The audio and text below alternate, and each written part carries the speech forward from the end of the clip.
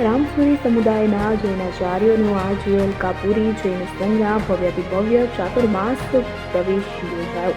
શહેરના રાજમાર્ગો પર સાવૈયાનો વરઘોડો નીકળ્યો તો જૈન સાધુ સાધ્વીજી ભગવંતોને ચાતુર્માસ દરમિયાન એક જગ્યાએ સ્થિર થઈ સાધના કરવાની સમાચારી ભગવાન મહાવીર સ્વામી બતાવી છે। જૈન અગ્રણી દીપક શાહે જણાવ્યું હતું કે આજે વડોદરાના સૌથી મોટા એવા અલકાપુરી જૈન સંઘમાં ટ્રસ્ટી પ્રશાંતભાઈ શાહના નિવાસ સ્થાનેથી ગુરુવંદન તથા માંગલિક પરવાવી બેન્ડ બાજા સાથે મહારાજ સાહેબનું સામાયું આજે વડોદરાના રાજમાર્ગો પર નીકળ્યું હતું। સંઘના પ્રમુખ શ્રી હિંમતભાઈ શાહે જણાવ્યું કે આજે શરૂઆતમાં શાસન ધ્વજ તથા બગીમાં હસમુખા શંખેશ્વર પાર્શ્વનાથ ભગવાનનો મોટો ફોટો લોકોના દર્શનાર્થે રાખવામાં આવ્યો તો માર્ગમાં લાઈવ રંગોળીઓથી રાજમાર્ગોને સુશોભિત કરવામાં આવ્યા હતા તથા સંઘની બહેનોએ મંગલ બેડા તથા જેને જોવા માટે લોકોએ ભારે પડાપડી કરી હતી। વધુમાં સંઘના ટ્રસ્ટી દિલેશ મહેતાએ જણાવ્યું કે આજે ગુજરાતના 20 જેટલા જુદા જુદા સ્થાનો ઉપરથી જૈન અગ્રણીઓ આચાર્ય મનમોહન સુરજી,